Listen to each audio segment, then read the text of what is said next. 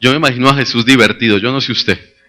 Un Jesús alegre, disfrutando una tarde soleada de domingo, después de la escuela dominical, con sus discípulos. Claro, ellos disfrutaban tiempos de alegría con Jesús. Yo no me imagino una relación aburrida con el Señor. Fue una relación alegre, divertida, de mucho gozo, de mucha sonrisa, hasta chistes. Yo creo que Jesús se reunía, bueno, vamos a contar chistes de judíos.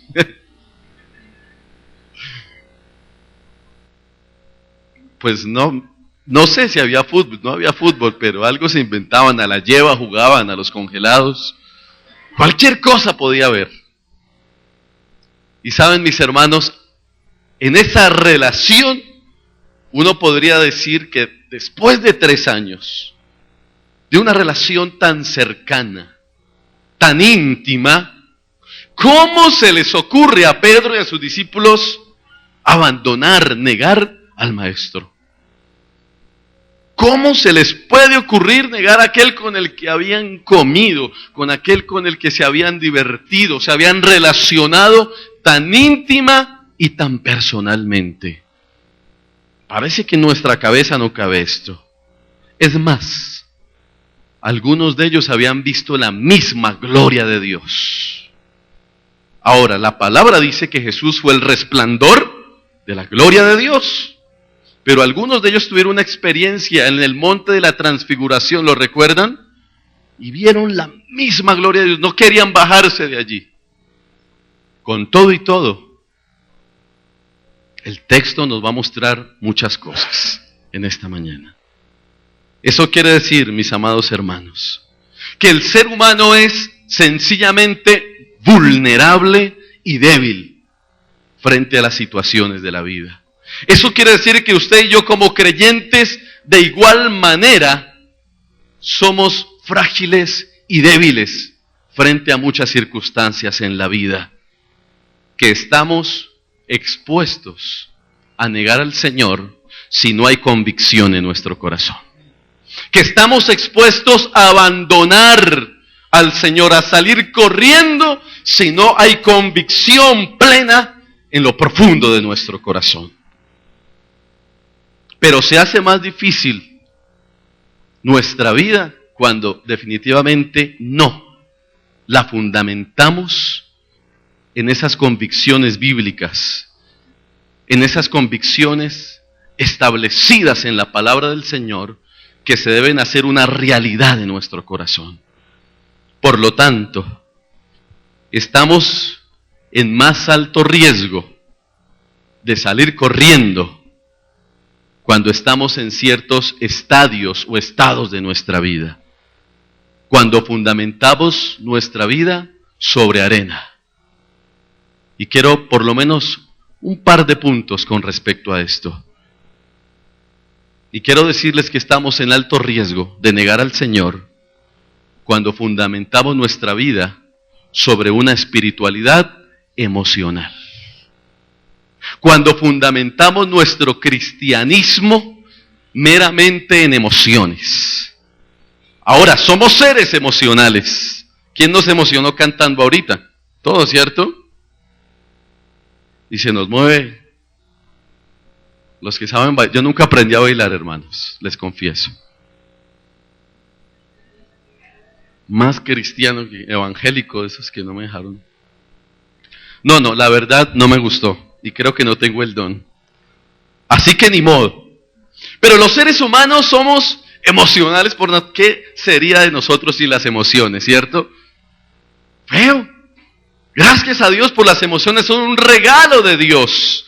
Dios nos dotó de esa capacidad de reaccionar frente al ambiente y las situaciones que se nos presentan en nuestra cotidianidad. Eso es un regalo de Dios, las emociones. Los entendidos hablan de 6 emociones básicas. Yo creo que usted se las sabe, porque las ha vivido. Y nos hablan de 6 emociones naturales. A ver, la primera, el miedo. ¿Cuántos han tenido miedo? Y en estos días sí que andamos asustados por todo. Cuando empieza a llover tenemos miedo, Dios mío. Hasta la lluvia ya le tenemos miedo por estos días. Nos sentimos amenazados y en peligro porque eso produce en nosotros ansiedad, incertidumbre y hasta inseguridad. El miedo es una emoción. Tenemos miedo de los desastres naturales, miedo de la inseguridad, miedo e incertidumbre frente a lo que vendrá al futuro. Tenemos angustias por la economía, por la enfermedad. Miedo. Y es apenas natural que ese miedo se refleje en nuestra cotidianidad. Pero también hay otro sentimiento, el sentimiento de la sorpresa. ¿Cuánto les gustan las sorpresas? Según la sorpresa, muy bien. Porque la sorpresa no siempre es buena, ¿sabía eso? Hay sorpresas no tan buenas. Nos sorprendemos gratamente, pero a veces nos sorprendemos no gratamente. Hay sorpresas agradables y sorpresas desagradables. Pero como cada emoción tiene una expresión, ¿verdad? Y frente al asombro nuestros ojos se abren. Y lo expresamos solamente con nuestros ojos, con nuestra cara. Pero hay otra emoción, la aversión. Aversión. ¿Qué es la aversión? La conocemos más como disgusto, asco. Solemos alejarnos del objeto que nos la produce. Oiga bien, la aversión se caracteriza porque solemos dejar a un lado, sea el objeto o la persona que nos produce ese disgusto. ¿Alguno de ustedes ha sentido aversión con su pareja?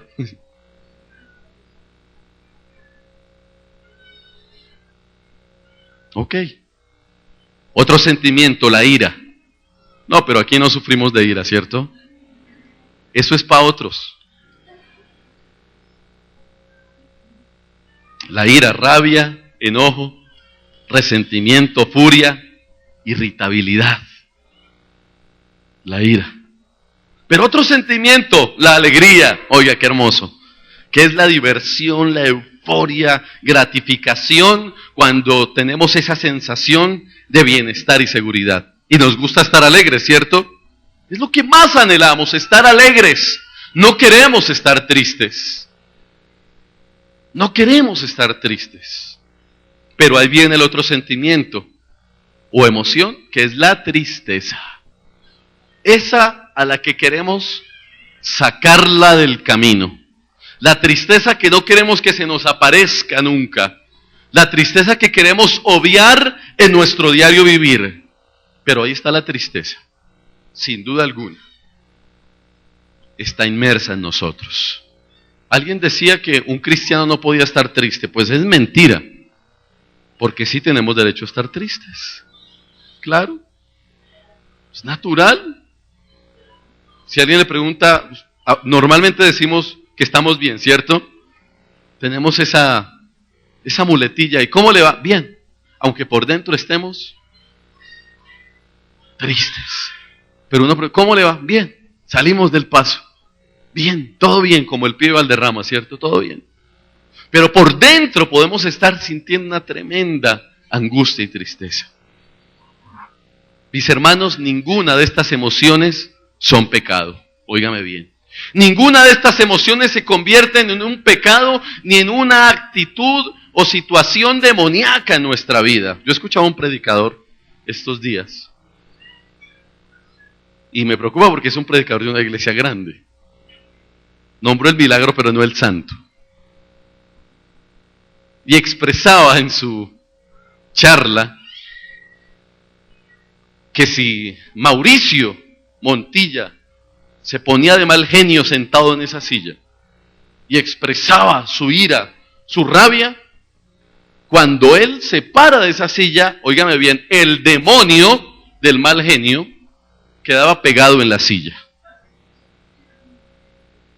Eso es una barbaridad, pastor, sí.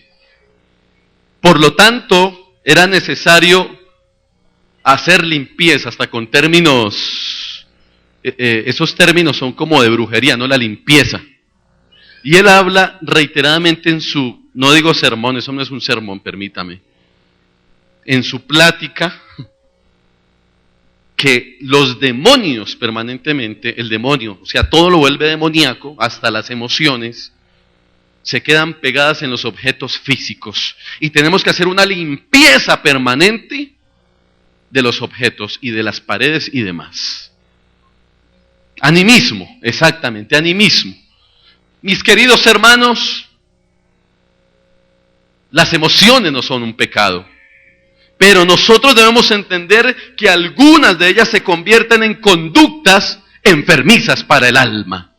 Si no se mantiene un control de ellas, porque todo en la vida tiene unos límites y las emociones deben tener unos límites. Y no podemos traspasar esos límites, porque cuando los traspasamos podemos agredir a otras personas, podemos hacer daños a otros, y la palabra no se equivoca cuando dice, airaos, tienen permiso de airarse, pero no pequéis. Ahí está claro. Usted y yo tenemos permiso de emocionarnos, tenemos permiso de ser eufóricos, permiso al miedo, permiso a la sorpresa, a la tristeza, a la alegría, a la ira, pero no podemos pecar, no podemos traspasar esos límites. Entonces, tenemos que reconocer algo, que no todos los seres humanos reaccionamos de la misma manera ante las situaciones de la vida.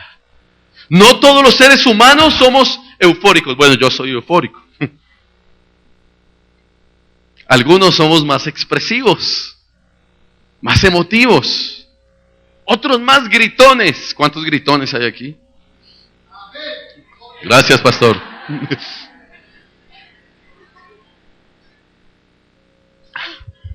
Gracias, pastor, gracias, de verdad. Sí, esta iglesia es muy bautista, pastor, muy presbiteriana. Otros somos más saltarines. Pero otros, yo me incluyo en esa primera lista, ¿no?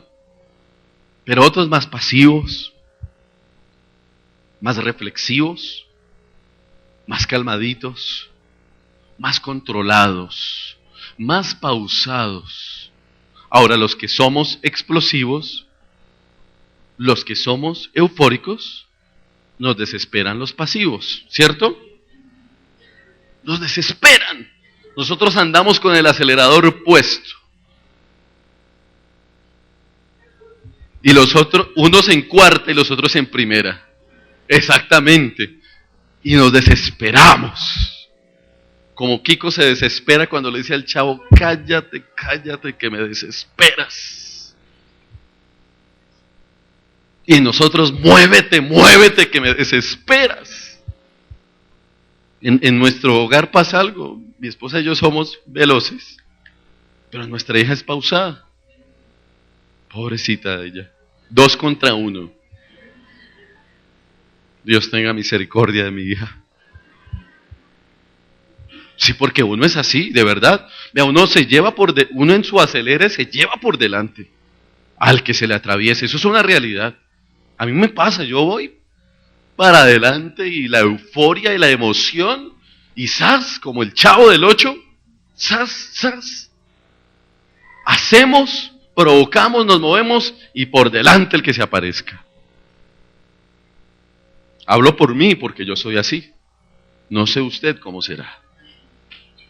El pastor dice, yo casi no, yo reservo todo comentario porque amo a mi pastor y lo respeto. Entonces, ¿en cuál grupo estamos? El grupo de los emotivos, de los más calmados, de los más miedosos, de los más iracundos, de los más felices. Tranquila, hay gente que la pasa riéndose, ¿cierto? Usted sí ha visto esos que uno mira y dice, este se la pasa feliz riéndose, y lo inspira a uno. Hay de todo en la viña del Señor. Todo esto para decirles que nuestros amigos discípulos no eran de palo, mis hermanos. Que nuestros amigos Pedro y los demás discípulos no eran de plástico, ni de otro material diferente. Eran seres humanos. Porque desde acá, qué fácil es decir, oiga, ese Pedro sí, uy, ¿cómo fue a negar al maestro? Malo ese Pedro, ¿no? Fácil decirlo. Esos discípulos, ¿no? Muchos ingratos. Uy. Pero como dijo Jesús Adrián Romero en su canción, si yo hubiera estado ahí, hubiera hecho lo mismo. Si yo hubiera estado ahí, vea. ¿Qué más puedo yo decir? Así que nuestros discípulos amigos no eran la excepción. Y máxime, óigame bien, que estaban en medio de un ambiente festivo que les rodeaba. Y ellos poco entendimiento tenían de lo que habría de venir, porque los discípulos estaban envueltos en el ambiente de la fiesta pascual.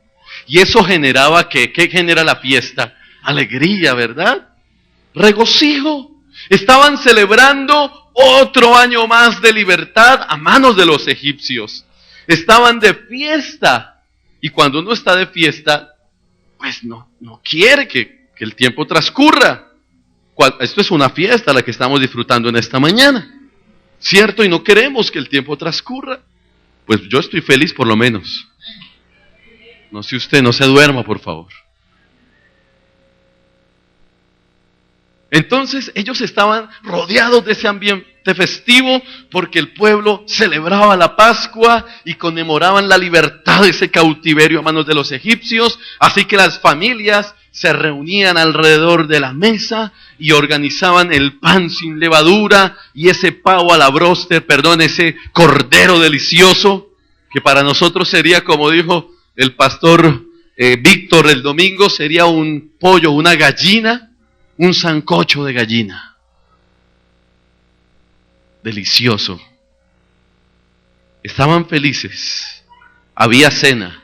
Estaban agradecidos con Dios. Declamaban el poema de las 4 noches. Lo hacían. Allá está en Éxodo capítulo 12. Y cantaban los salmos, esos salmos del 113 al 118, donde celebran la libertad. Qué ambiente de gozo más tremendo, ¿cierto? Ese era el ambiente en el que estaban aquella noche. Ambiente de gozo, de alegría. Y es ahí precisamente, en medio de esa celebración, el verso 30 lo dice, ¿no? Estaban cantando himnos al Señor. En el Salmo 22 y estaban felices, contentos, dando vueltica y todo. Y si lo alabas te gozas. Había gozo. Pero ahí, en medio del gozo, de la emotividad, ¿quién aparece? Jesús. Oiga, tremendo. Y pareciera que Jesús les fuera a aguar la fiesta con lo que les iba a decir. Pareciera. Y así fue. Y dice el texto que Jesús interrumpió la celebración aquella noche. Y les dice, esta noche, ustedes me van a dar la espalda. ¿Pero cómo, Señor? Ustedes esta noche me van a abandonar. Ustedes esta noche me van a negar y se van a olvidar de mí. Oiga, qué tremenda interrupción. Uno esperaba otra cosa esa noche, ¿cierto? Uno esperaba que Jesús dijera otra cosa, pero Jesús tenía la responsabilidad de recordar lo que ya venía diciendo con anterioridad. Ustedes hoy van a ver el cumplimiento de lo que está escrito por el profeta Zacarías en el capítulo 13, verso 7. Heriré al pastor y se dispersarán las ovejas del rebaño. Yo creo que eso nos tiene que estremecer, Dios. En medio del gozo y la emotividad, el Señor les dice, hoy se va a cumplir la palabra. Heriré al pastor y ustedes se van a dispersar.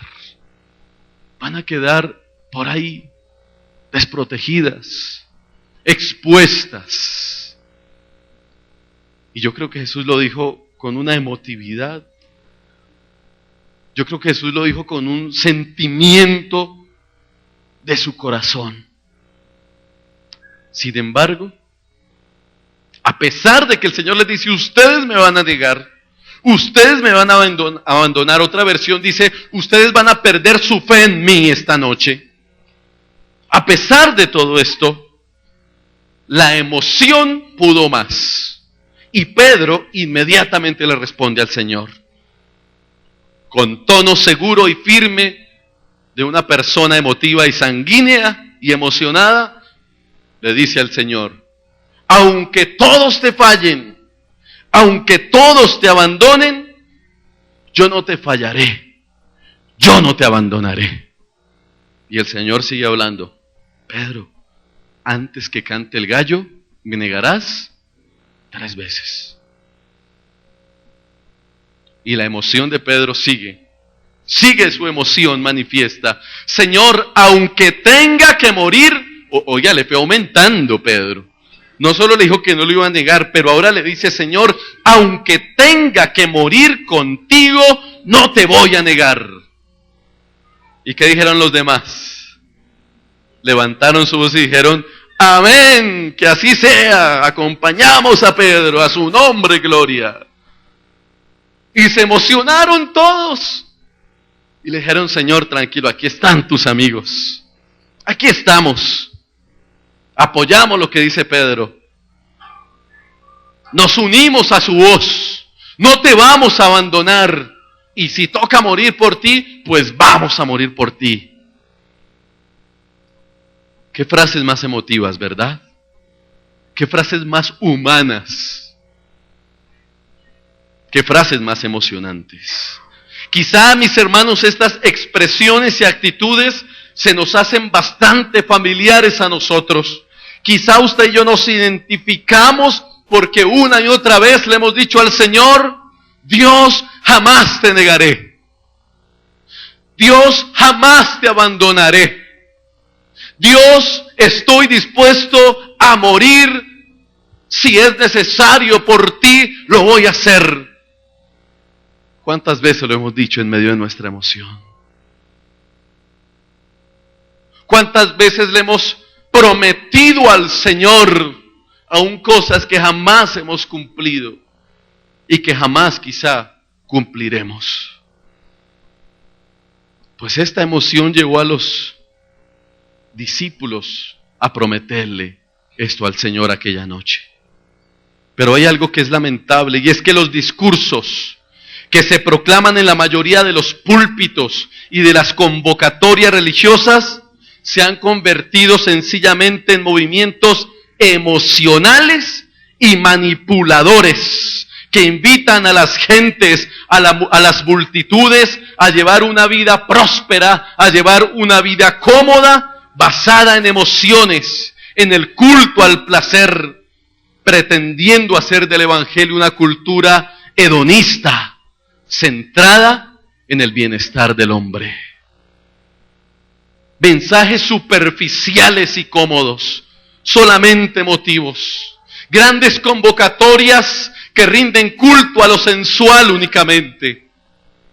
Convocatorias donde hay hermosas luces, donde hay cámaras de humo por aquí y por allá, donde hay una gran celebridad a la cual se le rinde culto, y que todo lo que él dice genera euforia en el auditorio.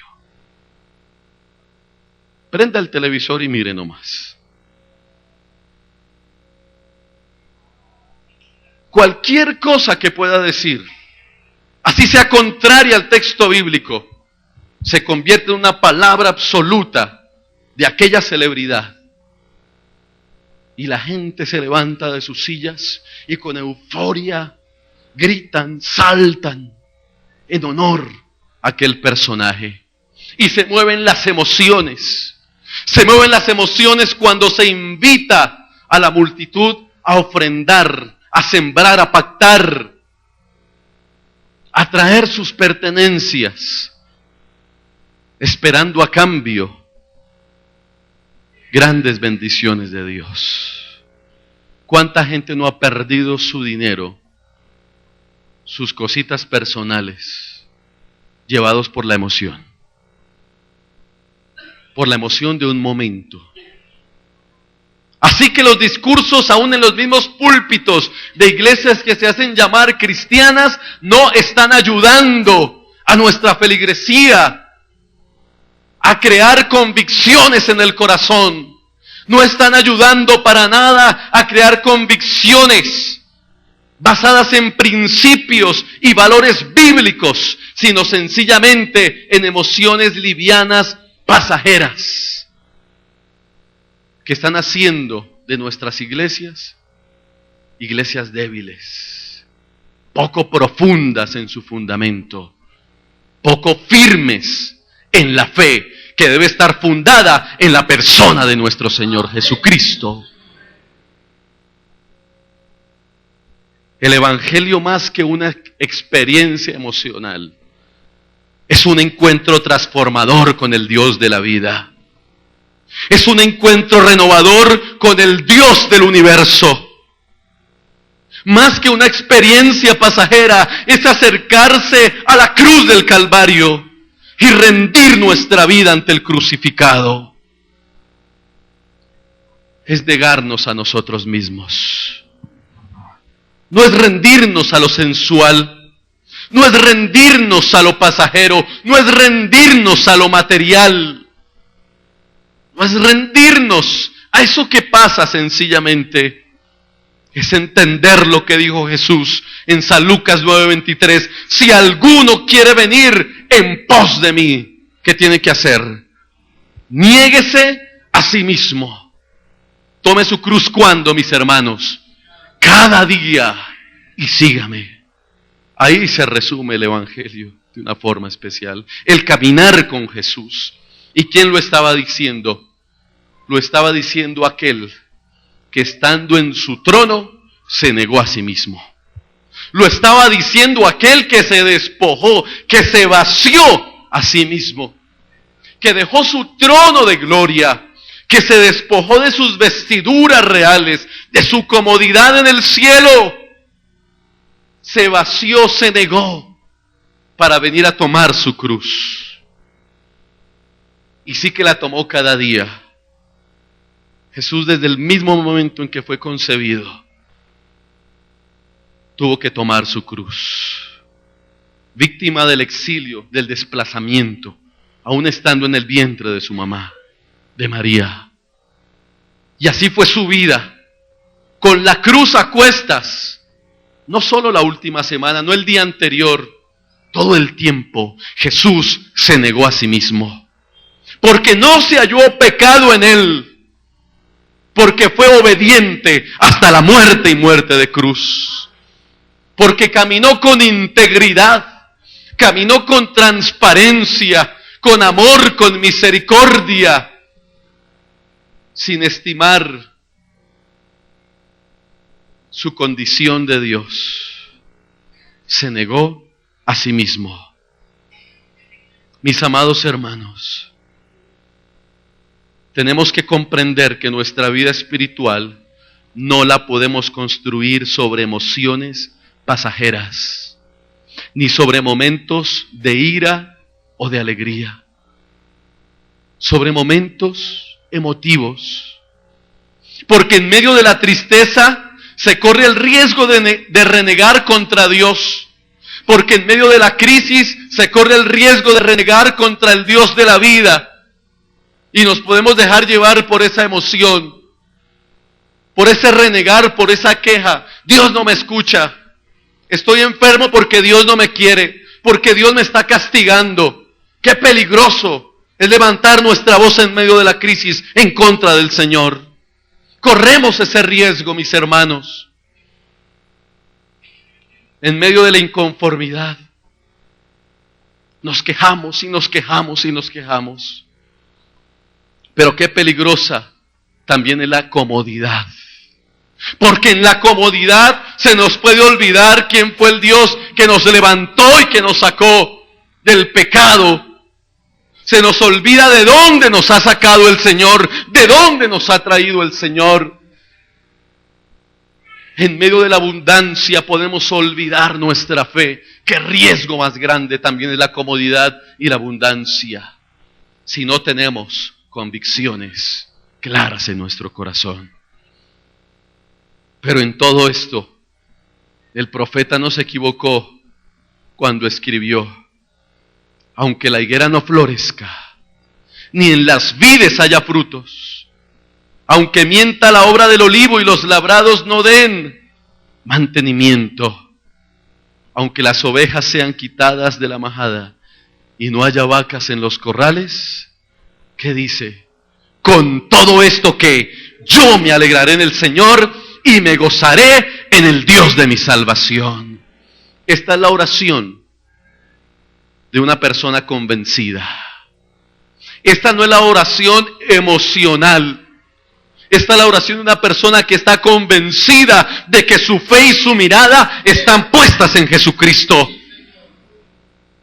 No en las emociones, no en lo pasajero. Pero el apóstol Pablo también lo dijo en Romanos 8:35. ¿Quién nos separará del amor de Cristo? ¿Tribulación? ¿Angustia? ¿Persecución? ¿O hambre? ¿O desnudez? ¿Espada? ¿Dificultad económica? ¿Enfermedad? ¿Qué nos separará del Señor? ¿Qué lo podrá separar a usted del Señor? Como está escrito, por causa de ti somos ¿qué? Muertos ¿cuándo? Todo el tiempo. Somos contados como ovejas de matadero. Un día el apóstol Pablo, en medio de su crisis y de su dificultad, tuvo que escuchar la voz de Dios que le dijo: Pablo, bástate mi gracia. Tranquilo, bástate mi gracia. Iglesia, no podemos fundar nuestra fe en emociones, en cosas vanas, pasajeras, en grandes convocatorias, ni siquiera, óigame bien, en los milagros. Ni siquiera en milagros, hermano. Mi fe no está en los milagros, mi fe está en el Dios que hace los milagros. Y si Dios no hace un milagro en mí hoy, eso no va a menguar mi fe. Yo sigo amando y sirviendo a mi Señor. Él sabe que necesito un milagro, pero si no lo hace, que nada me separe del amor de Dios en Cristo Jesús. Él es el que me salva, Él es el que me redime. Finalmente, el tiempo se me ha ido. ¿Tranquilo? Gracias, pastor. Salud, hermanos. Segundo enemigo o peligro que podemos tener, o estadio: la religiosidad y la costumbre. Ya vimos la vida espiritual emocional. Segundo, la religiosidad y la costumbre. La religiosidad, con sus manifestaciones, es un asunto cultural. En el desarrollo de toda la historia de los pueblos, hemos encontrado que las diferentes culturas han elaborado una serie de cultos, ¿verdad? De ritos, con el fin de rendir adoración a una divinidad, sencillamente, aún desconocida por ellos, teniendo claro que usted y yo fuimos creados para adorar a Dios. Así que en el tiempo de Jesús abundaban los religiosos, por montones. Los fanáticos fariseos, especialmente, los religiosos de la época que buscaban afanosamente cumplir con una rutina religiosa al pie de la letra. Y querían mantener, óigame bien, ellos querían mantener la pureza de la religión, pero no la pureza del corazón. Vea lo contradictorio de eso. Una cosa es mantener la pureza de mi corazón, pero la preocupación de los religiosos es mantener la pureza ¿de qué? De la religión, del rito, del culto. Así que los fariseos estaban siendo o dirigieron la religión a un legalismo exagerado, a tal punto que pretendían imponer normas a la gente que ni siquiera ellos podrían cumplir. Querían que la gente hiciera cosas que ni siquiera ellos podrían hacer o dejar de hacer. Óigame bien, por estos días el mundo se alborota religiosamente. Hay un alboroto religioso, una locura se vuelve esto.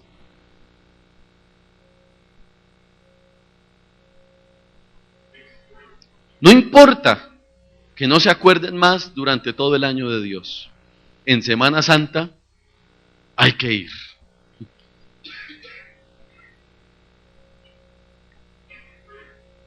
El Viernes Santo no se puede jugar, ¿no? Creo que le decían uno de niño. No podía jugar. Ni ver televisión, no sé, una serie de cosas. Bueno, a mí no me decían, yo vengo de un hogar cristiano, porque yo escuchaba a mis amiguitos diciendo que no había fútbol el Viernes Santo y yo me quedaba listo. Y por estos días, todo el mundo, o no todo el mundo, la mayoría entra en un estado religioso, ni siquiera espiritual, permítame, de religiosidad. Las iglesias se llenan, las catedrales se llenan, y el mundo entra en un alboroto, así sea por puro miedo. La gente entra en estado religioso, así sea por susto, para no convertirse en pescado, o que no le venga la desgracia encima. Muchos se crucifican en las plazas públicas, ¿sí? Cada año lo vemos, las noticias nos muestran en diferentes partes del mundo. Van aquellos que se crucifican, otros suben a los lugares altos, descalzos, otros arrodillados, si es posible se ponen unas pepitas de maíz para que sea más fuerte la tortura. Otros flagelan sus cuerpos de una, de otra manera. Y otros van a todas las procesiones habidas y por haber, inclusive cristianas. Nosotros, como creyentes, venimos a la iglesia y los felicito por haber venido a la casa del Señor. No los estoy regañando. Pero hasta pesares y sentimientos de lástima por estos días dan. Pobrecito Jesús. Ay, pobrecito el maestro. Sentimientos de culpa, momentáneos, pasajeros, religiosos. Pero amada iglesia, todo esto será inútil e improductivo si solamente se limita a un acto externo y superficial que no trasciende a lo profundo del corazón. Todo esto no será más que religión si no permitimos que el crucificado se nos meta en el corazón, en nuestra mente y en nuestra vida, en nuestra intimidad, en nuestra privacidad. Posiblemente los discípulos se habían acostumbrado a caminar con Jesús y habían establecido una rutina y habían perdido esa pasión por el Maestro. Se habían acostumbrado a caminar con aquel que siempre estaba ahí, pero habían perdido la pasión. Nos acostumbramos a venir a culto, nos acostumbramos a cantar, nos acostumbramos a escuchar 100 o 200 sermones al año. Haga la cuenta y verá. Hasta nos acostumbramos a orar. Rezanderos, religiosos, criticamos a nuestros hermanos por allí, vecinos, y estamos igual. Tenemos mantras. Yo les decía a los jóvenes, criticamos porque nuestros hermanos dicen Virgen Santísima, y nosotros decimos sangre de Cristo. La misma cosa. Sí, y tenemos frases de esas. Y pensamos que son mágicas. Es lo mismo, hermanos, y criticamos a los demás. Pero nos volvemos sumamente religiosos, rutinarios en nuestra relación con Dios y sencillamente todo lo hacemos con frialdad, con religiosidad, y ya no hay esa espiritualidad ferviente en nuestro corazón. Perdemos esa devoción ferviente frente a la presencia de Dios. Ya no hay vida cristiana ferviente. Todo es rutina y todo es religión. La costumbre es peligrosa. ¿Sabían eso? Hasta para su relación de matrimonio. No se acostumbre a su pareja. Ámela. Cultive el amor como cultivamos nuestra relación con Dios. La costumbre es tan peligrosa, hablando espiritualmente, que puede llevar a endurecer el corazón del hombre frente al pecado. Isaías 1:13 dice: no me sigan trayendo vanas ofrendas, dice el Señor. El incienso es para mí una abominación. Luna nueva, día de reposo, asambleas, cultos, conciertos, festivales, reuniones. No soporto que con su adoración me ofendan. Yo aborrezco las lunas nuevas y festividades. Dice el Señor, se me han vuelto una carga que estoy cansado de soportar. Esto es duro. Cuando levantan sus manos, yo aparto de ustedes mis ojos, aunque multipliquen sus oraciones, aunque oren vigilias, ayunos, clamores, intercesiones. No las escucharé, pues tienen las manos llenas de sangre. Lávense, límpiense, aparten de mi vista sus obras malvadas, dejen de hacer el mal, aprendan a hacer el bien, busquen la justicia y reprendan al opresor, aboguen por el huérfano y defiendan a la viuda. Vengan, pongamos las cosas en claro, dice el Señor. Son sus pecados como escarlata, quedarán blancos como la nieve. Son rojos como la púrpura, quedarán como blanca lana. El Señor hace un llamado de atención, pero también abre la puerta para que nos acerquemos a Él en su misericordia y su bondad. Amada iglesia, no neguemos más a Dios con nuestros actos. No neguemos más a Dios con nuestra religiosidad, con nuestra indolencia. Que podamos decir como el apóstol Pablo, ya no vivo yo, sino que ahora Cristo vive en mí. Y que ahora yo estoy crucificado juntamente con Cristo. El precio que Jesús pagó en la cruz fue precio de sangre. Fue gracia costosa, gracia cara. Así que nuestro deber es responder con firmeza, negándonos a nosotros mismos, tomando nuestra cruz cada día y siguiéndole de todo corazón. En la abundancia o cuando no hay abundancia, en la escasez, en la alegría o en la tristeza. Mis hermanos, es el tiempo de que respondamos sin emociones. Los discípulos respondieron emocionados, pero la historia cuenta que todos le dieron la espalda al Señor. El Señor nunca nos da la espalda.